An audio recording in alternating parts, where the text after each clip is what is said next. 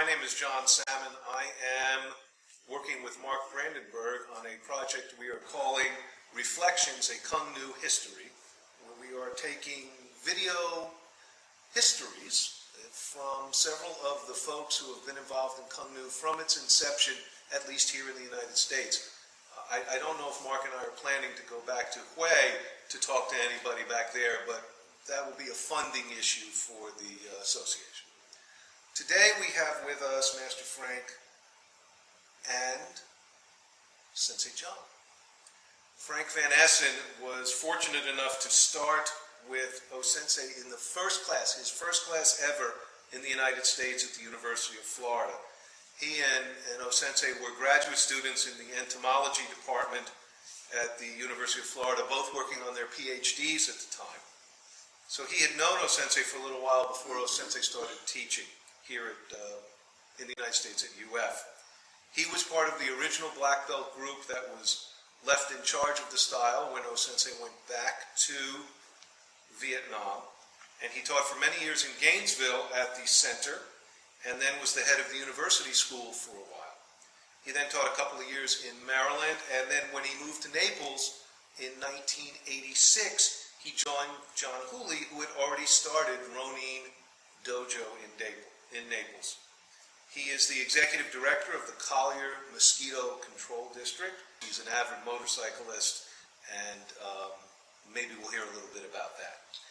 John Hooley is an attorney in Naples.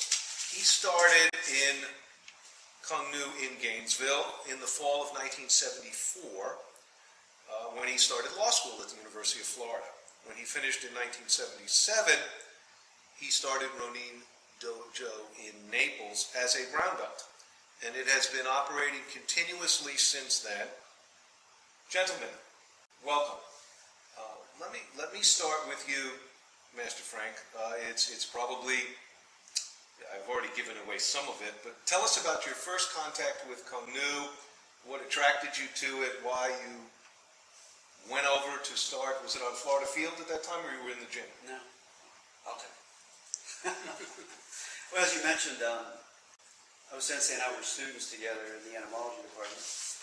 So I knew him for a little while before he started, but maybe a month or so. And so when he said he was going to start teaching for free, and I had some previous experience in another martial art, so that piqued my interest, and mostly for that reason, then I started. I might mention that Mary Davis, who a lot of you know, was also a secretary in the entomology department. So she was one of the original students in the class, as I was. So I knew a sensei before and had a little bit of experience, and so decided to give it a try. Who else was in that first class? John Benson, Master Lop. I think that's the only ones now that are, well, John Benson isn't active anymore, Master Lop is. So I think only Mary Davis, Master Lop, and I were kind of the last three that were active. And where was that on campus, if you remember? Actually, we worked out at the student housing, graduate housing where O-Sensei was. And it was in the first floor of that facility, and we had to move the ping pong tables to open up space to work out. And then often after we did that, I would go up to his room afterwards and we would study some entomology. He was new to the U.S. His English was not that good at first. And so a lot of the first teaching he did was by demonstration rather than so many details like he did later. But I was very impressed with how quickly he picked up English, and within a very short period of time, it seemed like he had a very better vocabulary than most of the students. So he was always impressed me from the very beginning. John, when did you start? I started in 1974. I'd started law school. I was a competitive springboard diver in college, and I knew that if I was going to sit down for 2 or 3 hours and study, I needed somebody to push me, and I'd had some martial arts before. We had a Mudak Kwan instructor at NYU, and he started us sparring right out of the bat, and I think I kicked one of my friends in the throat, and I figured, and my diving coach said none of that. And, so when I came to the University of Florida, Cuong Nhu was big. I mean, Sensei was, I don't know whether he was still there in 74, wasn't he, or not? He left in late 74. Late 74, but, so I went to Florida Field, and there were like 40 or 50 students and 3 or 4 instructors, and I figured I wanted something a little smaller than the grand mass of Oriental martial arts students. So somebody told me to go check out Dragon Gate, and I went to Dragon Gate, and they had small classes of 5 and 10 students, and they had John Benson, who, as Master Frank said, was one of the first students, and he was teaching with John Kay, and they complemented each other.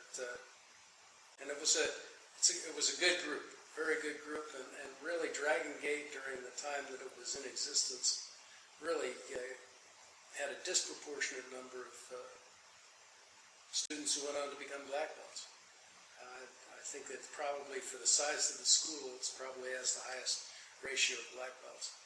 And I remember my first class, back then everybody had a class name. I was going to ask you if you remembered each of your class names. Then my class name was Chai Yen. It was a Thai boxing term that meant cool heart. What about you, Frank? Mine was called the Dragon class. And that was the first class? That was the first one in 1971. Now I mentioned that John Kay that you mentioned was in the second class. So we had John Benson in the first one, John Kay in the second one, and they combined to found the Dragon Gate. Okay, and then along came John Burns. It's a lot of Johns in this. Yeah, right. He was several years later, actually. I don't know exactly what year he started, but it was several years after us. I think he might have started in like 75 or 76. Tell us about your black belt tests, John. Black belt test. Wasn't on the list of questions. Well, I told you I'd throw one. I should tell you about my brown belt test. Okay. One of my 3 brown belt tests. I had 2. No, I had 3, so we're even. So my first brown belt test, there were a bunch of us, and we were testing at the center, and I was doing okay.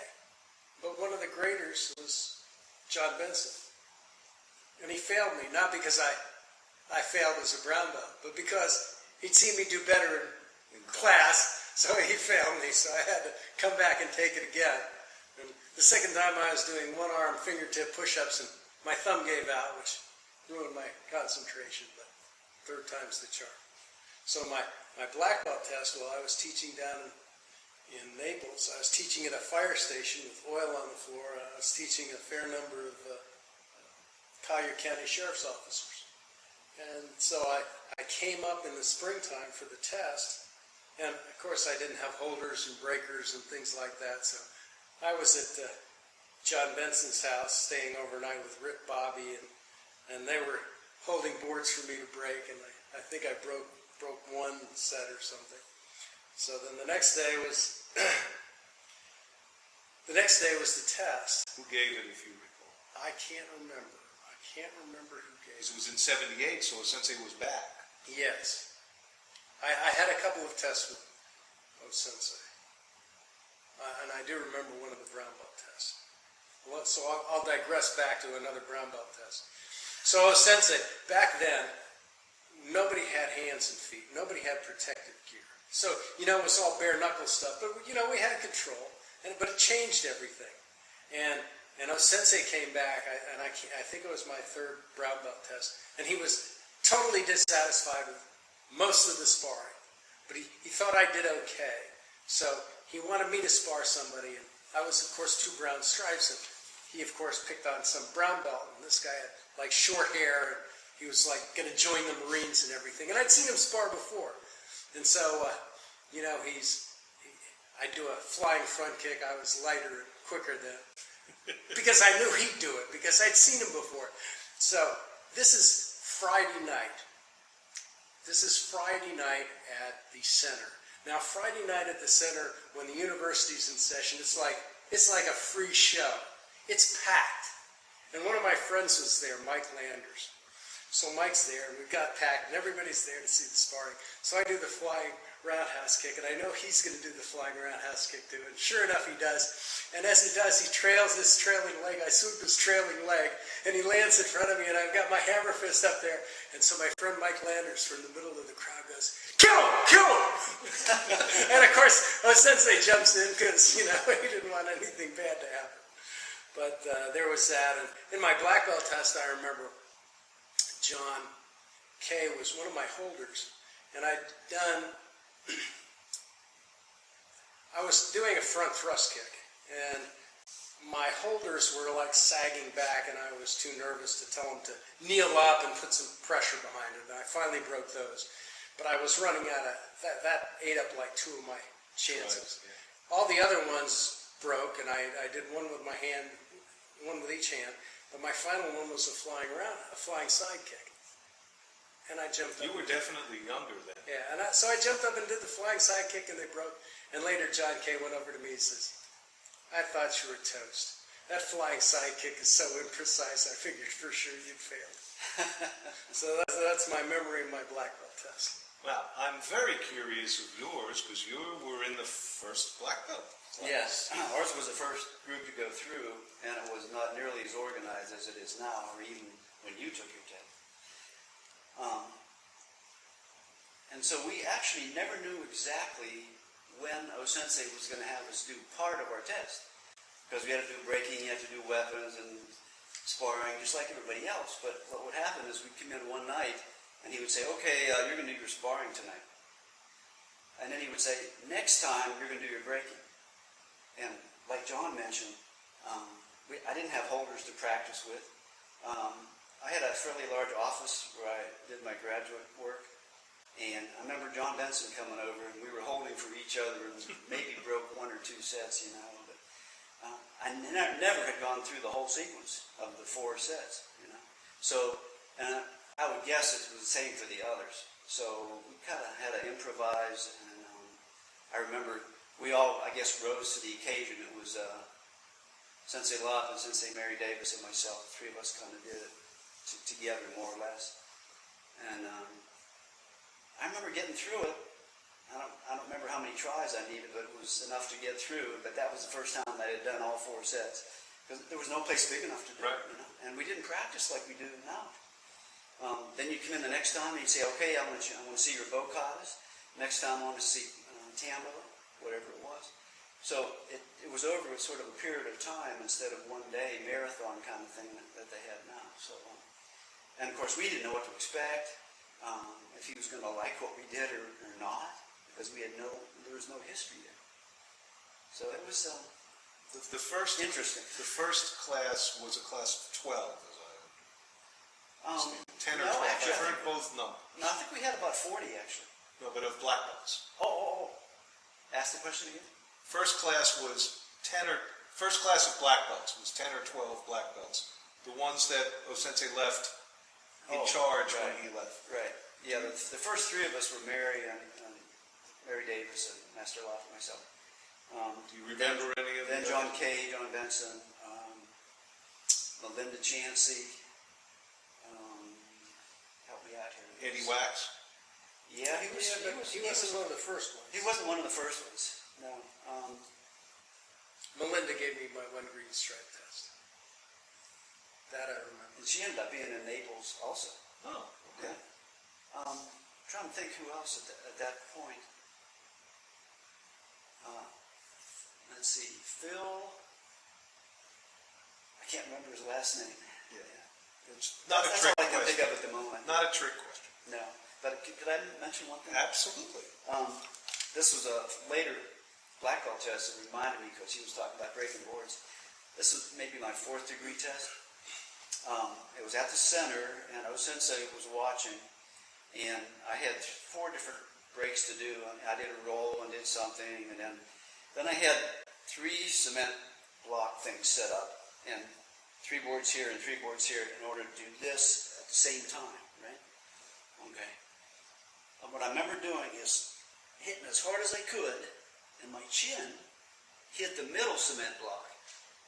And I was so hyped up that I didn't even realize it. And after that, I went through and did a flying side kick like John was talking about, and it broke, and I turned around and faced O-sensei, and he was standing by a mirror, so I could see blood running down my chin.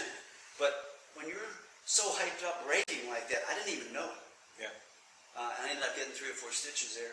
There was a doctor that was one of the other students there, and he took me off afterwards. But it's really interesting to see what you can do and not even know that you're hurt.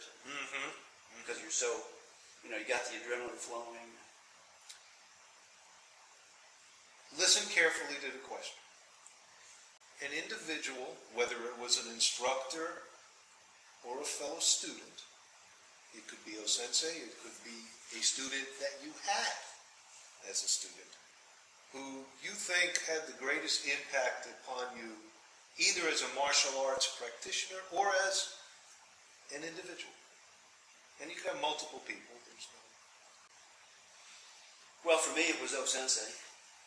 Again, I was fortunate to be there at the right time, at the right place. And I think I mentioned earlier, he's one of the most impressive people I ever knew. I've gone to 3 different universities and gotten degrees, all these PhDs. But he was the most impressive person I ever met, from what he did in Vietnam to what he did in the U.S. He came to the U.S. with hardly any English and ended up in about 3 years with a PhD. Near the end of his And I presume he had to write his dissertation in English. Oh yeah. Just check. Right. And actually, I remember doing some experiments with him, and he was really good at typing, and I was good at writing, so we kind of combined it, partners. And then he ran marathons, and then he ran ultra marathons. So he was just a very impressive person, and to work out with him, he would come up with combinations in class, complicated things, and he'd do it like boom, boom, boom, boom, boom, boom, and say, okay, do it. Yeah, right. You have a partner, like, are you kidding me? His natural ability was just so great. And I remember sparring with him, and his shins were like a tree. If you try to kick it, he liked to block with his shin. When you hit like that, it was like hitting a tree. It was amazing. And his hands, he was very quick with the hands. Before you knew it, you were hit with a backhand. So just overall, the whole thing, he was just a very amazing person. John? Well, I think it has to be John Kay for me. John, when I started, he's just not very approachable, very rigid, classical. How many push-ups can you do? Training. You mean he's not like that still? No. Riding a motorcycle, long hair, not like he has today. and he had a sociology degree, and I thought he'd been in the service, but he was just that way. So I wanted to move along, and I asked John Kay and John Benson if I could skip my second green stripe and just take my green belt, and I'd work, because I was in school, I had extra time to work with them. And so we had a picnic out by one of the lakes on campus, and we had the promotions. And so just before the promotions, we're sitting there, and John Kay said, well, a lot of those students, they get their green belts, you never see them again. And that's what I knew, like, he really cares about his students. He wouldn't come up to you and say, hey, but he just, So then I've stayed in touch with him, and there he was with a sociology degree and teaching martial arts, and then he decides he's going to drop in, get married, raise a family, and he goes back and he gets an electrical engineering degree at the University of Florida. Leaving school, coming back, and getting an electrical engineering degree. My roommate in college was an electrical engineer. He would come back from his Waves and Fields test with a D, and he would just be delighted that he passed. So John then went out to work with Boeing, and he's retired from Boeing, and he's a full-time martial artist, and he always has some additional goal, like climbing Mount Rainier. And so for me, John's a few years older than me, not by much these days, but provides someone that you can follow along with. I'm not climbing Mount Rainier anytime soon. Let's talk a couple minutes about training camp, because I know you guys have been, even before it was called training camp, when it was called Camp Act. You guys were there at the beginning of the training camps. John, let me ask you first. Memories of training camp? Well, I remember the first training camp that I believe it was east of Gainesville when I was in Naples, and I couldn't get off early, and I drove up there, and it's like dark out, and I find the place, and there are all of the people attending the training camp, of which there were probably maybe 30 or 40. What year approximately was this? 1978, maybe? About that, yeah. And I get there, and they've got these folding chairs, and we're sitting there, and Sensei's talking. Now, I got there about half an hour late, but I must have sat there for another hour and a half after a long drive in the car going, that was truly, a test of stamina. So that was my memory of the first training camp that I had. But were you there? Two of them I can remember that were interesting. Now we go to universities and stay in the dorms. We had a training camp in South Carolina. I think it was in 1983. I just saw a photo recently. That's one reason I remember that date. And we stayed in cabins that had bunk beds. And I remember John Benson being above me in the bunk bed. And then we worked out in the sand and the heat and the bugs.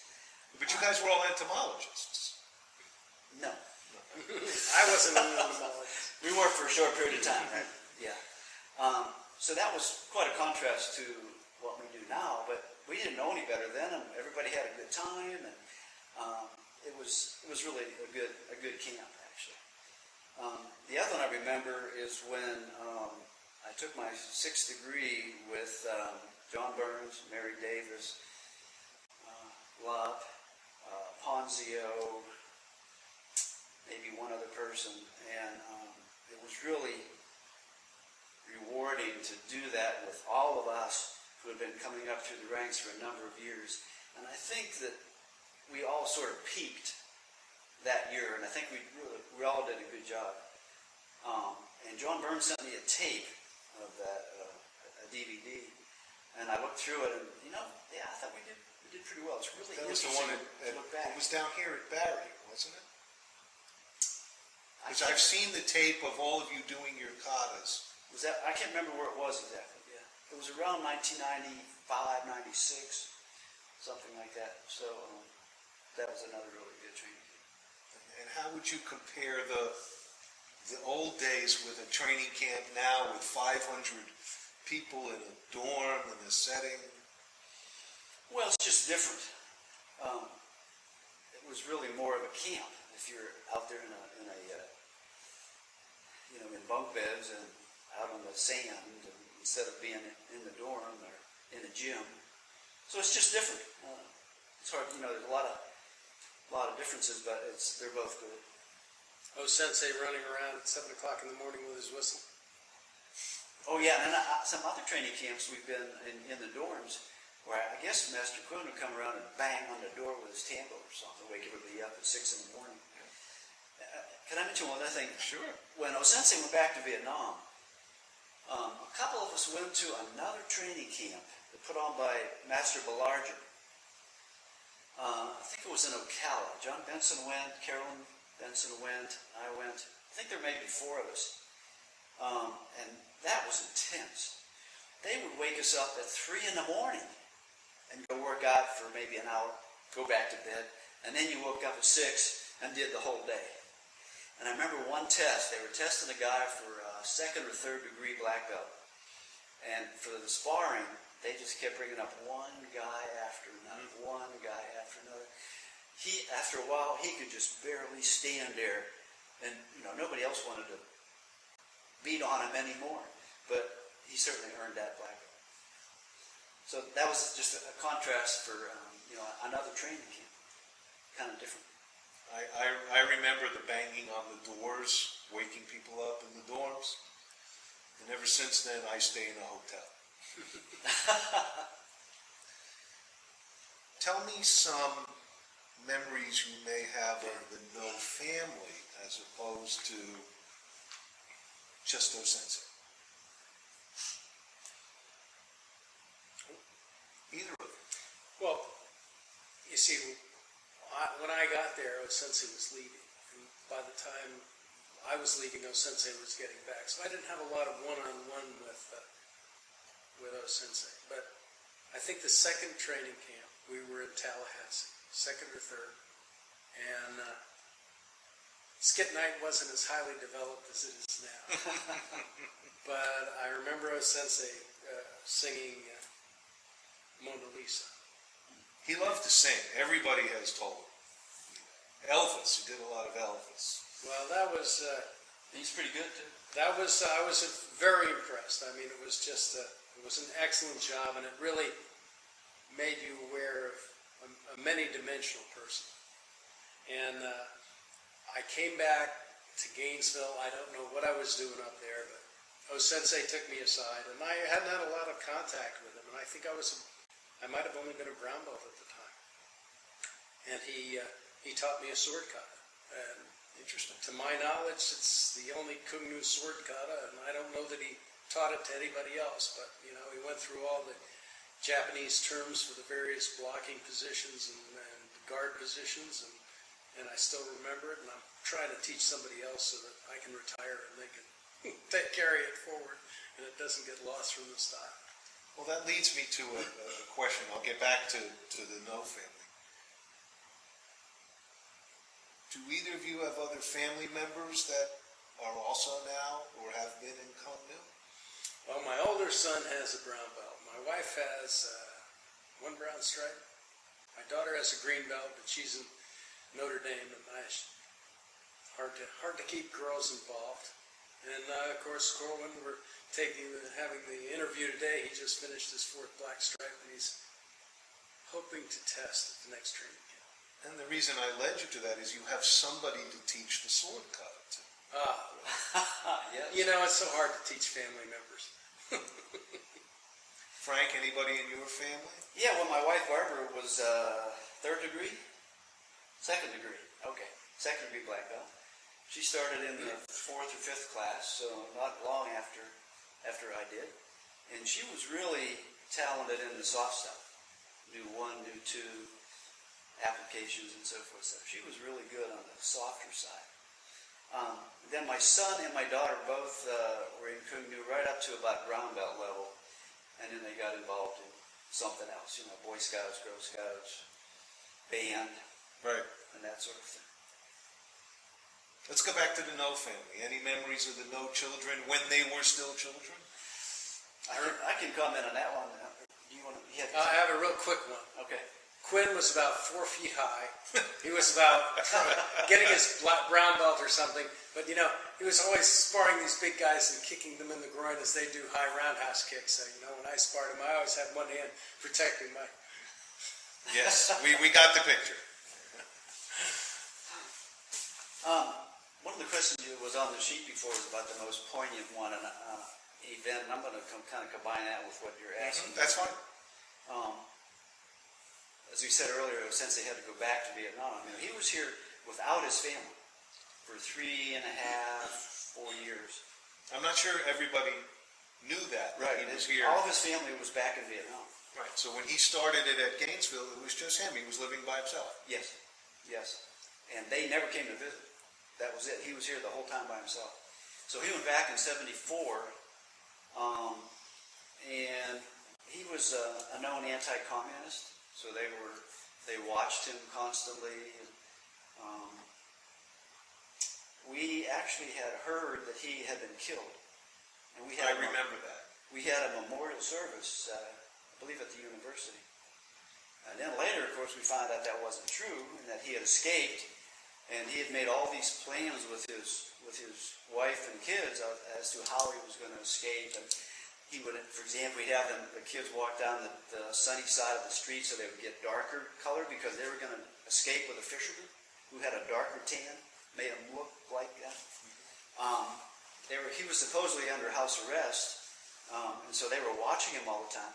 And on purpose, he would have the kids kind of jump over the wall and escape, even though the people watched saw it. And so then, eventually, they were at different places and met at the place where they were going to leave with the fishermen and so forth. And so, I mean, there's a whole story about that, but what I was getting to is that he came back in 1970, fall of 77, and it was the day of homecoming. And at UF, they do a homecoming parade every year. And historically, or traditionally, Cuong Nhu had this serpent or dragon kind of thing in the parade with people underneath walking in the parade and people behind breaking boards, doing weapons katas and that sort of thing. And so it was pretty amazing to be with him in front of the center on University Avenue that we talked about, watching the parade go by and the dragon. Wow. Wow. Okay. Any funny stories that you recall? Something that would be... There's two I can think of. Okay. That we can repeat. That you can repeat, yes. Yeah. This is going to be on the internet, so let's be careful. Osensei didn't have very much money. Of course, he was a student. And I remember one time when he had this old Volkswagen, and the brakes were just about shot. So he was very good at timing when to get up to the light so he could get stopped just in time. And it was a little nerve-wracking driving with him, but he never wanted to spend money on anything. So that was kind of tough. The other one I remember is Osensei was leading class at the center, and it was full, and we were doing tambo exercises. And you're just doing figure eights or whatever.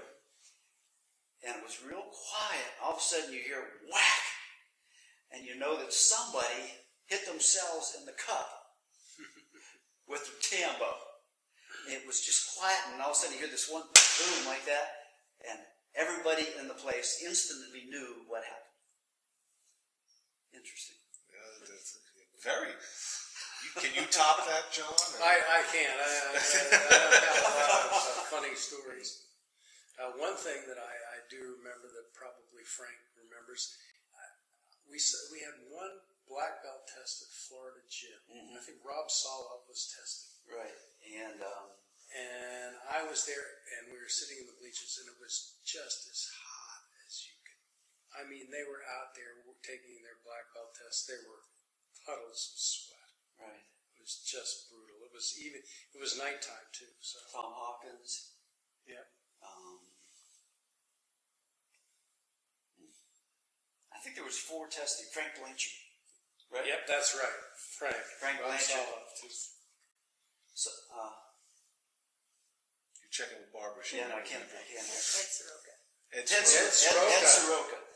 Soroka. That's right. So there was 4 of them, and they were all very good students. Frank Blanchard had very high natural ability, and that was the first. I believe it was the first black belt test we did. Our group, our black belts after Osensei left, and man, we just. Now, when Master Frank says Frank Blanchard had natural ability, Frank Blanchard was a mutant. Frank Blanchard was like a Norse god. Yeah. I mean, he could kick over his head. His technique, I mean, it was just impressive. Everybody who was, working out to become a black belt was in awe. But, then he got his black belt and we didn't see him. He was a Dragon Gate graduate. Yeah, right. He just left. Yep. Yeah, right. But like he mentioned, it was so hot in there, and especially Rob Solov was just wringing wet, and there was puddles. His entire gi was sopping wet. Puddles on the floor. It was and who was giving the test? The 4 black belts who were left over. I mean, as you heard Master Frank, I mean, he just tested periodically one thing. So they decided they were going to put everybody in Florida Gym in 90-degree heat and test them. I think it was me, John Kay, Mary Davis, John Benson, and Melinda. I think. Melinda, yeah. Yeah. It was hot. I mean, you were sweating just watching. Cuong Nhu will be approaching its 50th year in 3 years. makes Cuong Nhu special? I defer to the master. Well, there's several things. I think having O Sensei as the founder, and again, I was fortunate to see the style kind of grow, and it's very broad based. I had some Aikido experience before, and some other really hard style martial art, which was taught by a Greek with an accent. And I remember him working out in the floor below where we worked out and punching, instead of using a makiwara, he had a beam wrapped with rope. And when he hit it, it's like the place vibrated. So comparing that to what we did in Cuong Nhu, it was much broader. We had judo, we had aikido, we had shotokan, we had weapons, very broad. And of course, it had the philosophical underpinnings. Most of the other styles I have worked with really never talked about philosophy. And actually, I don't even know what the name of that first one was. They never talked about that. And Sensei John mentioned earlier, we were out there sparring after 3 or 4 classes, and I got hit in the head because somebody was doing some kind of an elbow thing that they shouldn't have been doing. And we wore these pad things, and I was a white belt, of course. They had this brown belt come there, and they kick you as hard as you could, boom, like this, and knock you back. So compare that to what we do with Cuong Nhu. Break into it slowly. Don't spar till you have some technique, so you have some control. But mostly the wide variety, and O Sensei's natural ability as a teacher and technique, and having had some experience before, I could just tell that this guy really knows what he's doing. Made the classes interesting. It's just such a wide variety of techniques and philosophy, and that you could tailor it to certain people, and you didn't have to be a super athlete like Frank Blanchard we mentioned. Right. Okay, it's easy for somebody like that. It's not easy for somebody like Billy who has polio. Right? But we can adapt to those people. We don't expect him to do a flying side kick. He can't do it. Right. That doesn't mean he can't get a 2nd or 3rd degree black belt, Which he has. And Roy Allbang is another. Roy Allbang is the. He has arthritis. Okay, but I've seen his students do flying side kicks and do them well because he can teach them even though he can't do it. Okay, so it's that sort of thing. I think it's different than what I had seen in other styles, and people we've had in our style that had other experience. One of our black belts has some Taekwondo experience, and he said the same thing. Very broad, tailoring it to each individual. I think for me, it's more than martial arts. It's really a community. It's like, sitting here and giving back some of our reminiscences over the years. But we're very inclusive. We have a few kids. Ronin is not a big dojo. We've got people that only stay for a few months, and we've got people who get green belts and leave, and we get people who get brown belts and leave. But we involve the parents, we involve the kids. It's not about how tough you are. People join for various reasons. Some want to stay flexible. Some want to work out with their kids. For me, it's the attitude that you find in Cuong Nhu. It's like going back to training camp. It's seeing all these people that you've known for years. It's a big family, and like we had 2 yellow belts test today, 2 little kids. But their parents were there and everything. I mean, that's the type of style. That's what keeps me doing it. Not because you need to stay in shape or anything else, but because I'm an attorney during the day, and a couple of times a week I'm teaching martial arts. It's a good change. It's good to work with people. It's good to work with kids. It's good to work with adults, and it's good to have that. There's just a sense of togetherness in the dojo that I haven't experienced in other dojos. I studied Kaiju Kenpo. I studied Muda Kwan and judo. It was you go, you learn the techniques, you leave, you come back, you do techniques. So Cuong Nhu's not like that.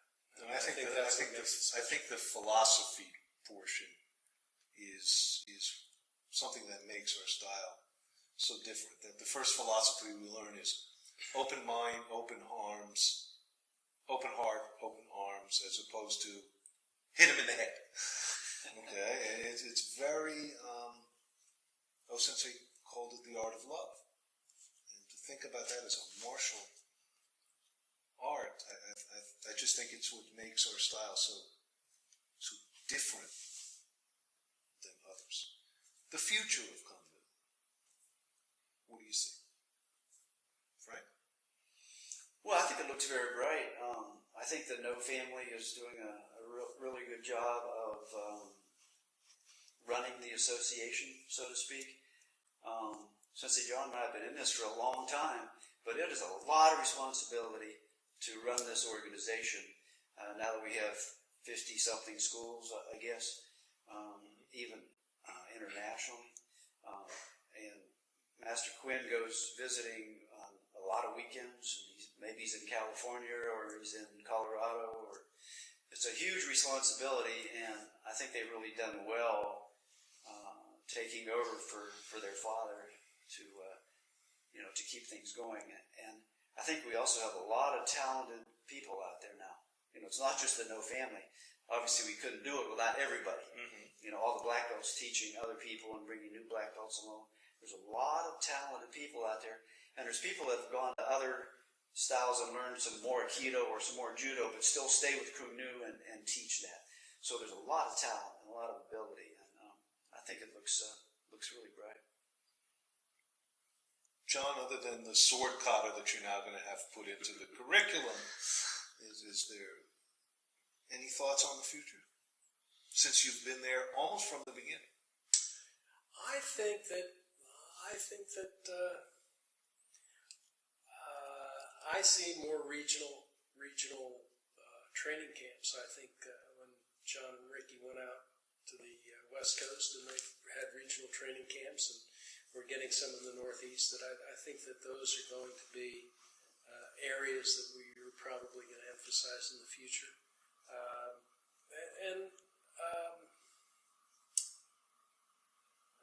Martial arts attendance and overall attendance, I think it varies depending on economics and other things. So I think that they've laid a foundation for a style of martial arts that's going to last into the foreseeable future.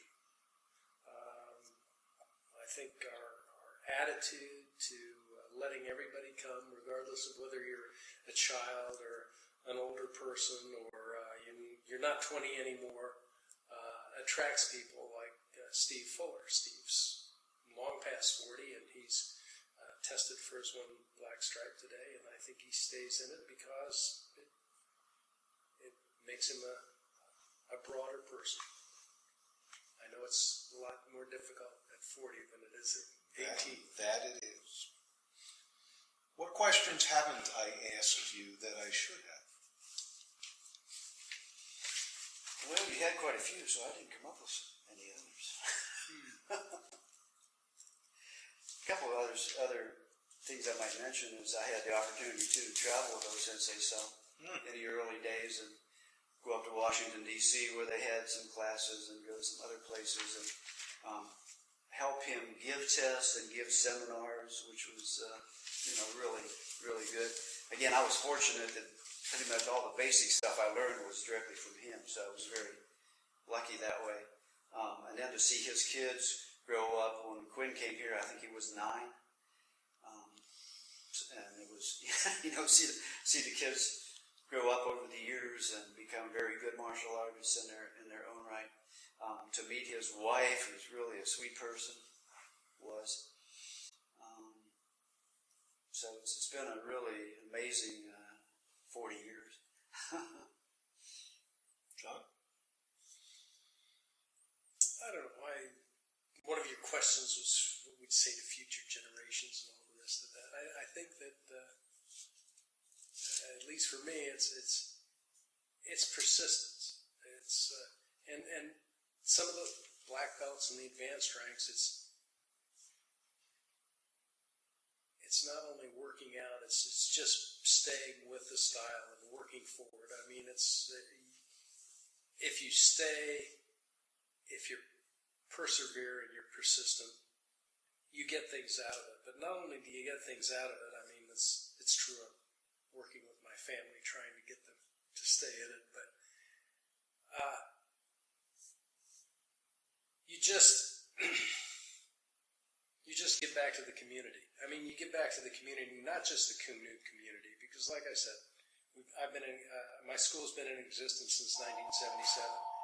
I feel like if a guy comes or a child comes and spends 6 weeks or a month or 5 months, that I feel like I'm giving back. And that's I believe, what O-sensei has really given to us and shown us by his own life. And I think that it's not whether or not I ever become a Shichi-dan or anything. It's really about...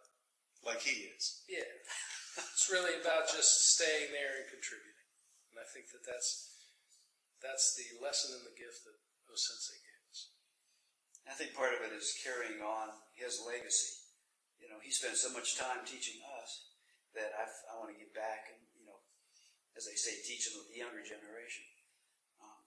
And as he mentioned, I think having perseverance, if you can teach somebody to have perseverance in martial arts, then you can do the same thing outside. It should be the non-defeatist attitude kind of thing, like there's nothing you can't do, you know?